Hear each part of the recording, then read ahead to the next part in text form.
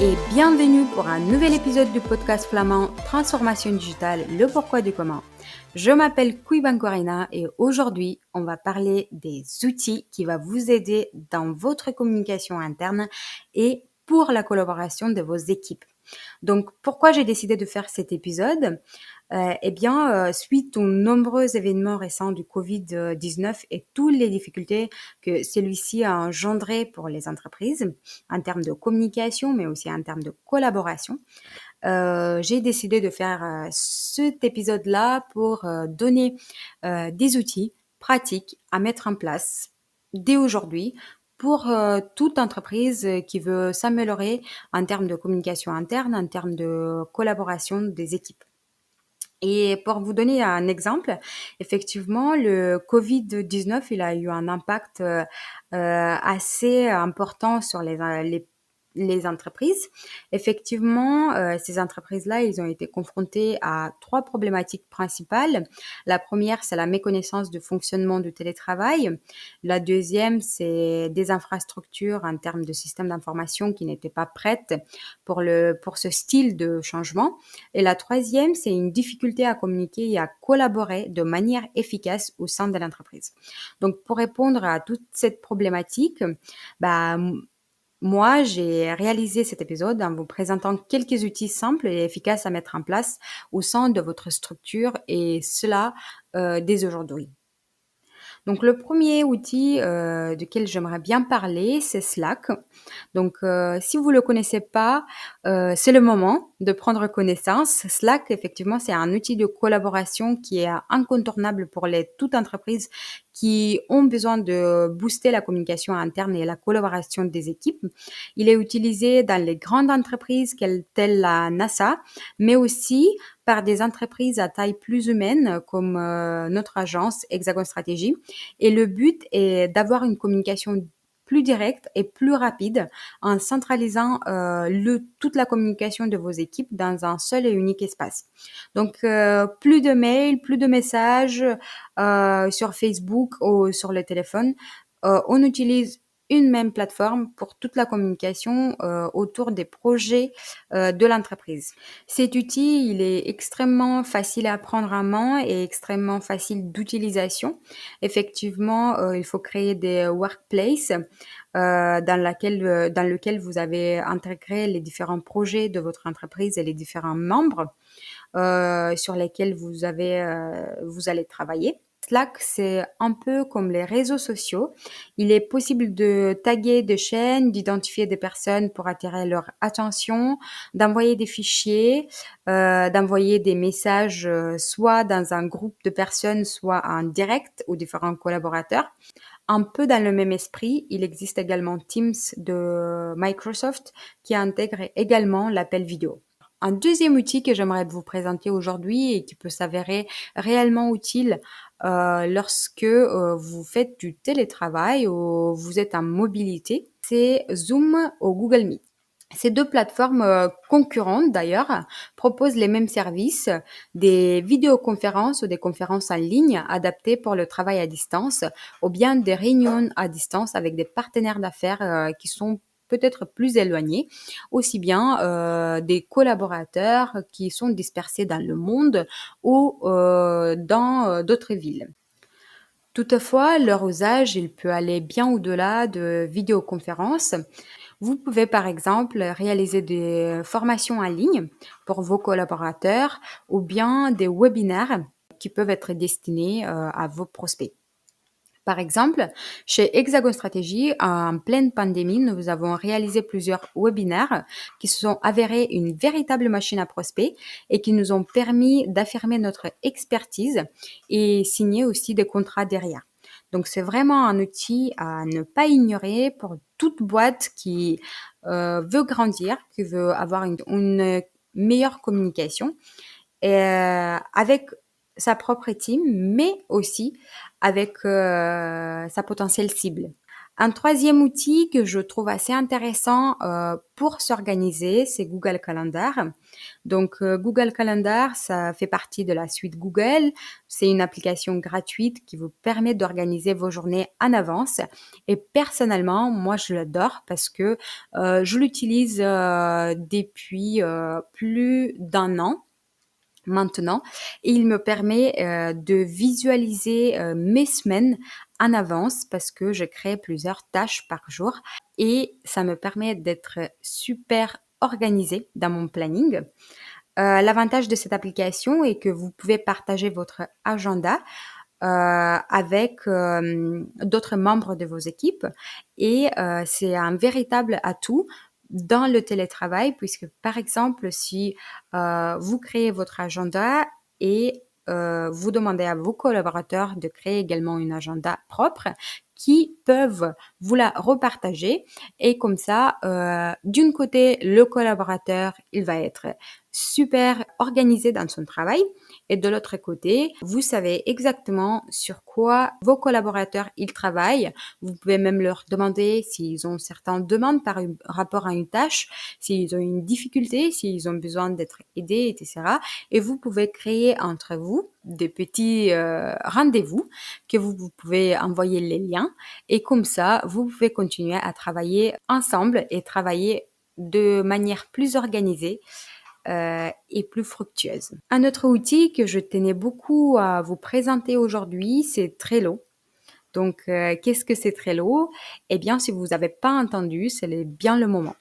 Trello, c'est un outil visuel et ludique pour la gestion de to-do list via des tableaux.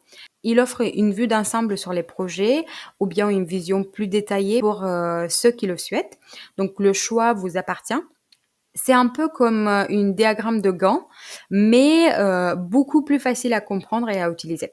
Donc, pour, comprendre comment utiliser Trello, je vais vous laisser dans la description, un guide et je vous conseille vivement de le télécharger pour, booster votre organisation, votre collaboration en équipe. Un autre outil, c'est WeTransfer. Je me demande encore comment est-il possible de ne pas connaître WeTransfer? Pourtant, même moi-même, il y a 3 ans, je ne le connaissais pas et c'est un outil, qui peut vraiment changer la vie, lorsqu'on doit envoyer des fichiers qui sont très volumineux à nos clients, à notre team, à nos prospects, par exemple. Donc ça permet vraiment d'envoyer, des fichiers qui font plusieurs gigas en quelques secondes en créant, tout simplement un simple lien et la personne, de destination, elle pourra le télécharger, en quelques secondes. Donc c'est vraiment un outil, à ne pas, négliger. À l'ère de la transformation digitale, il me semble aussi intéressant de vous parler des systèmes cloud pour stocker, et partager l'information. Vous ne savez pas à quel point ça m'attriste de voir des entreprises qui manquent encore aujourd'hui d'un système central de stockage de leurs fichiers et de leurs dossiers. Chaque collaborateur qui stocke son travail sur son propre PC est effectivement une perte de temps pour tout le monde. Et finalement, c'est ce qu'on veut éviter aujourd'hui parce que les autres membres d'équipe ne peuvent pas collaborer dessus, ou voir le travail qui reste à faire et ça peut arriver que 2 collaborateurs, ils font la même chose, et ils ne le savent même pas parce qu'il n'a pas assez de communication, il n'a pas assez d'harmonisation des flux et d'harmonisation d'informations. Chez Hexagon Stratégie, nous avons fait le choix de Google Drive. Grâce à ce type d'outil, nous pouvons stocker et partager facilement et en toute sécurité tout type de fichiers. De plus, grâce aux applications de la suite bureautique de Google, telles Docs, Sheets, Slides, le travail collaboratif est vraiment incrémenté. Il donne la possibilité d'avoir accès à tous les documents de l'agence sous n'importe quel support et à n'importe quelle heure. Pour vous dire une petite anecdote, actuellement, je suis en train d'enregistrer ce podcast et j'ai mon script sur mon téléphone. Donc, avec mes petits points qu'il faut que j'aborde aujourd'hui, ils sont sur mon téléphone et ils sont hébergés sur notre drive. Donc, la facilité, c'est vraiment incroyable aujourd'hui. Donc, c'est vraiment important. Nous pouvons travailler à plusieurs sur un même document ou bien demander un feedback de collègues concernant un certain travail, un commentaire. Drive, il va encore plus loin et attention, les experts comptables, cela peut vous intéresser. Il propose de numériser vos documents papier avec Drive par Android. Il suffit de prendre une photo de votre reçu, de votre lettre, de vos relevés et Drive les stocke en format PDF à l'endroit défini par vous-même. Donc, cette solution d'hébergement a plusieurs avantages. C'est un stockage hyper rapide. Le deuxième, c'est la simplicité d'usage. Le troisième, c'est la mobilité. Quatrième, collaboration. Cinquième, coût adapté en fonction des besoins que vous avez. Et on peut aller vraiment au-delà parce qu'il a aussi l'innovation continue et l'assistance de la part de Google en cas de problème.